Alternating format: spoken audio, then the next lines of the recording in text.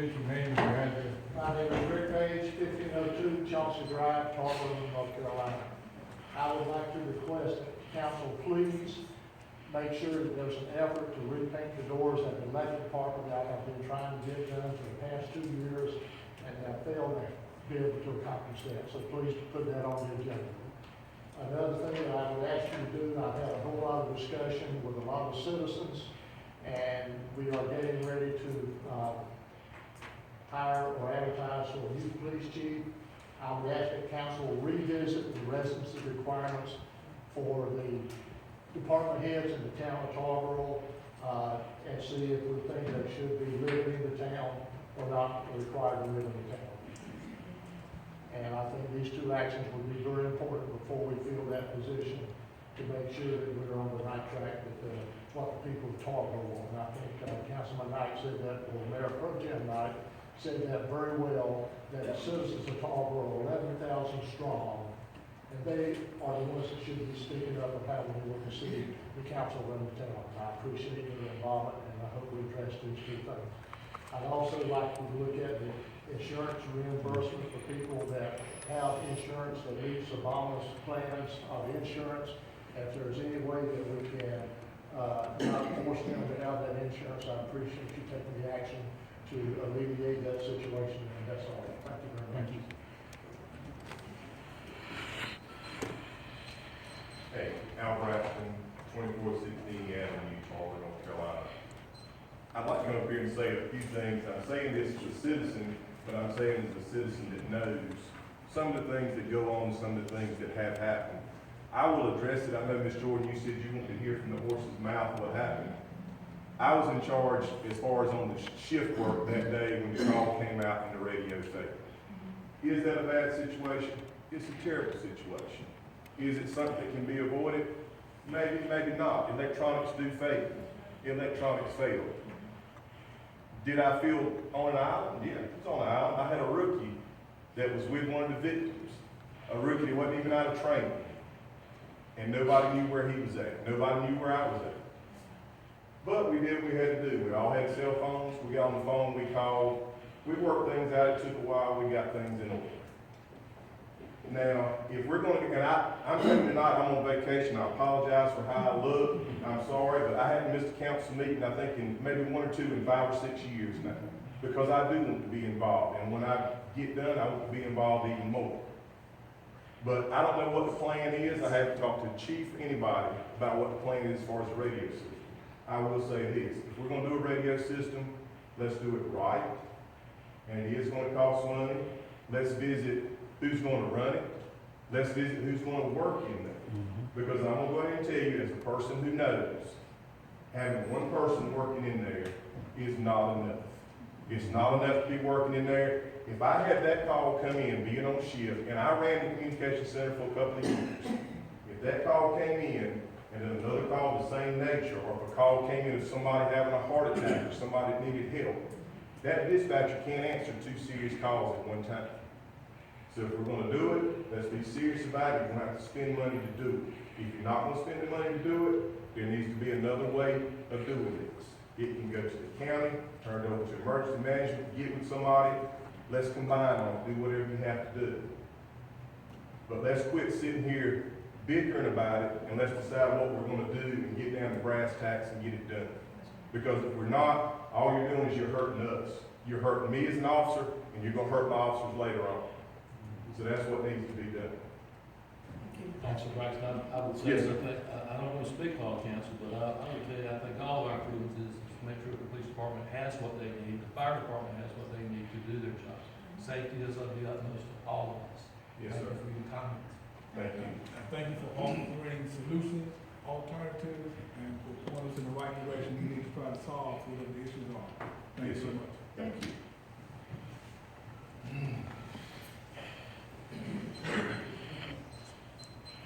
I'm Bronson Williams, we'll hear from you tonight. It's 212 North Main Street here in the city of Tarboro, right here. I want to start the meeting off different from what I prepared, because tonight, I have my opinion. It shows the level of non-respect that this public body has for the public. and starting off the meeting and immediately going into a closed session, and then resuming that meeting sometime in or about 7:34, when people were waiting for this meeting that was supposed to start at 7 o'clock. There's other times in which you can call for a closed session, do what you had to do, and ultimately, I guess the results of that closed session were not needed anyway.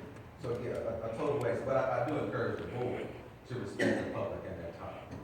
As Councilman Tarboro and I talked about, 11,000 people who you represent. I'm speaking on behalf also of the Edgecombe Tribune, work with that company along with the band, and it's our goal with the Edgecombe Tribune to promote facts in Edgecombe County. When we're reporting news, our primary goal is to be non-biased and share the whole truth and not just part. Our goal is to be objective in our reporting.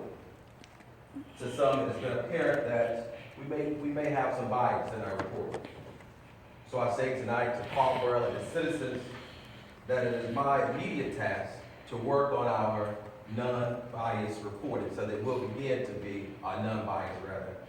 So we can have a sense of unity in our community. The biggest thing for local news media is to also help enhance the quality of life for citizens in our county. In fact, it represents the whole entire Edgecombe County. To show the positive things that's happening with our youth, to show the edited, or not edited, but the audits for the finance department that happened here, that it came clean. I don't know if this ever happened or reported out there, but there's a lot of things that have happened in Tarboro that oftentimes are swept under the rug. And it causes discourse in the community. And when a community is divided, it cannot move forward. In order for a train to fully move forward, all the pieces of that train must be working together in order for it to move. If not, you're stuck in yesteryear. One of our greatest assets to this organization, such as a public body has talked about, was unity and a desire to improve the quality of life of the citizens, all of the citizens of Tarboro. And in my opinion, what is detrimental to the town is special interests and vendettas. These things have no place in public governance. Let's be about improving the quality of life of all citizens in Tarboro. Surely I'm about it.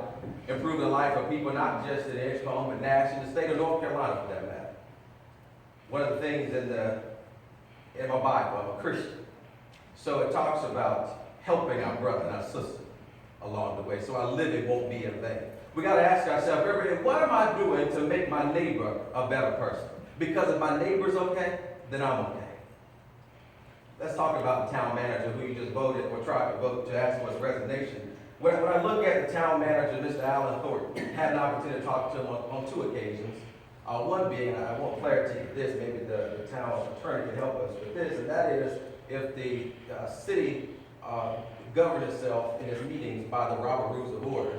Because if in fact you do, I recommend this board get training on Robert Rules of Order and how to conduct a proper business meeting and proper motions and etc. But let's talk about the town manager and nearly handling a $50 million a year annual budget. Looking at the conditions of Tarboro from when he started to where it is today. Looking at the fund balance that's currently here. One man handling a whole lot of work. Instead of sending a motion to ask the man to resign, why not make a motion to find some money to help him have an assistant? Someone who can look at these things every day. When you look at the police force that may have daily needs and necessities, this man cannot do it by himself. Perhaps, council, we're looking at the wrong thing. We need to be looking at things on how to improve our city and improve it every day. But one thing I do disagree with, and maybe some of the citizens may not like this, but the 9% reduction that you just passed to include the whole 19%. I'm on March 28th, I'll be 30 years old, so I don't have that long, but I will say this, that I do know that in those almost 30 years, a rainy day will come. It's not always sunshine. So we have to be good financial stewards of our money and understand, I gotta put back a little bit for that rainy day. Maybe not the whole 9, maybe you can pass on 7%. So that the people, so when something happens, we're not rushing to the citizens' pockets to ask them for some more money because they're struggling. But at least they can budget this. We've got to lead by example. We all have personal budgets in our homes, maybe some. And I need more time, but thank you.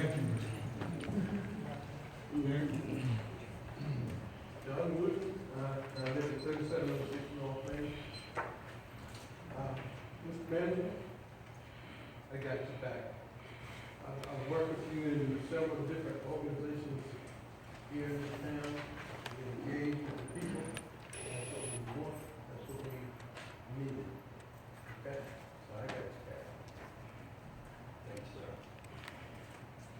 The, S-4 Tribune had a story, I guess while we were in retreat, where the stabilization fund had, about 9% we put in, to take care of a rainy day.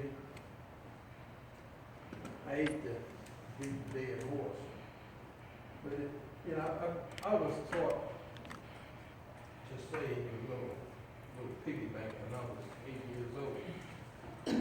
It doesn't make sense to spend money just because you have it sometimes. Just hang on for a little while and think about it a second time before you spend it. I'm talking about, you know, giving the money back to the city. We understand. We understood it when you just gave us 10%. So I don't know when you retract that vote or what, but I think it would be a good idea. Yes, sir. I think that the citizen needs some clarification on that 9%. The 9% is for price stabilization, so that if due power raised the rates within a short period of time, we would be able to offset that with that percentage. But in the interim, what happened was that the electric cities, they had a windfall, and they had 7%. So they withheld that to do the same thing that we were doing with the 9%.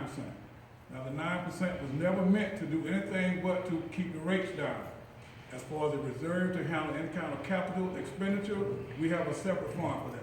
So that is not in danger at all. We do have, I think it's around $4 million set aside to handle anything within the electric department that may come about. A transformer that may go, if there's $1 million, we can handle it.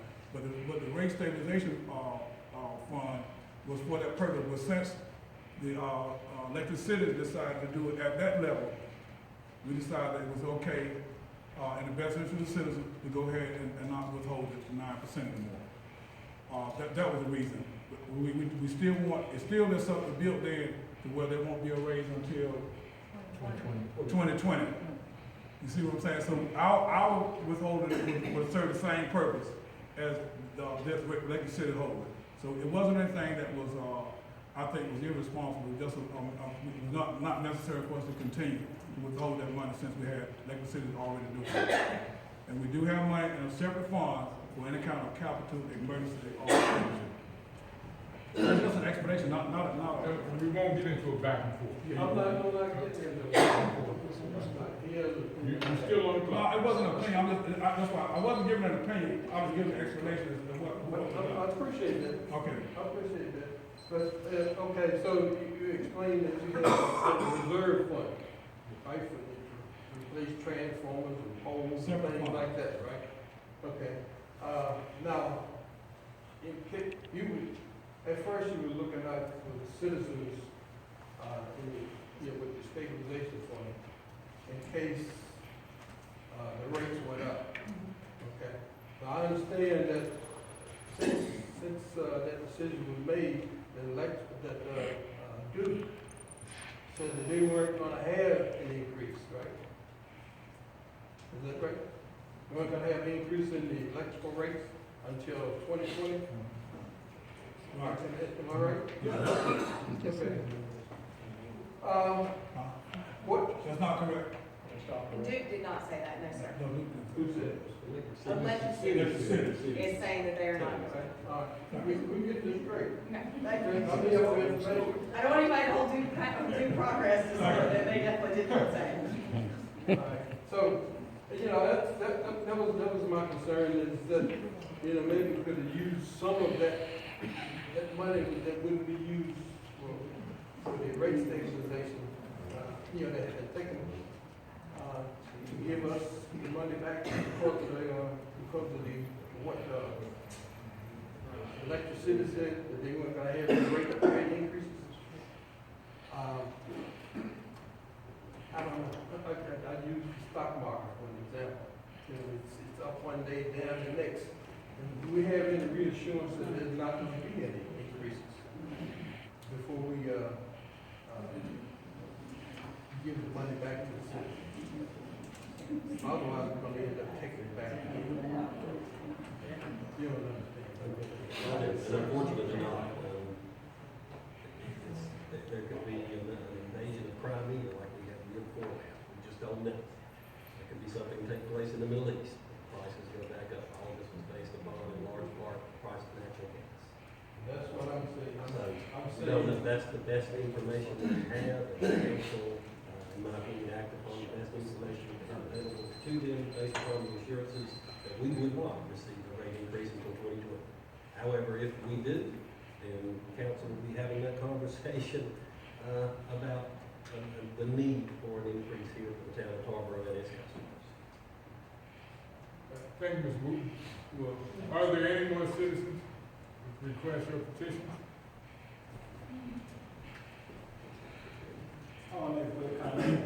Daniel Williams, 400 Northern Boulevard, Tarboro, North Carolina. Of course, everyone knows that I'm your outgoing police chief, but I wanted to personally thank the citizens for your support and over the last 4 years. And the overwhelming response that I've gotten since I've announced my resignation has just been amazing. And I never in my years thought that response would come. But I want to thank members of council for your support. I see former member Owens, who supported the department for quite a few years in whole, who has also done the same. And if I miss somebody, please don't hold it against me, Councilman Ruffin. But most importantly, Alan, for giving me the opportunity to serve. We know that this has not always been an easy process, but I would like to think that together we've done some great work along with the other department heads, and I thank you all as well. But once again, Council, I thank you for your continued support, and I ask that you take care of the men and women that work in this department. They work hard every day. It's not us at the top, it's them out there every day. We consider supporting. So thank you again. Appreciate it. Thank you, Chief.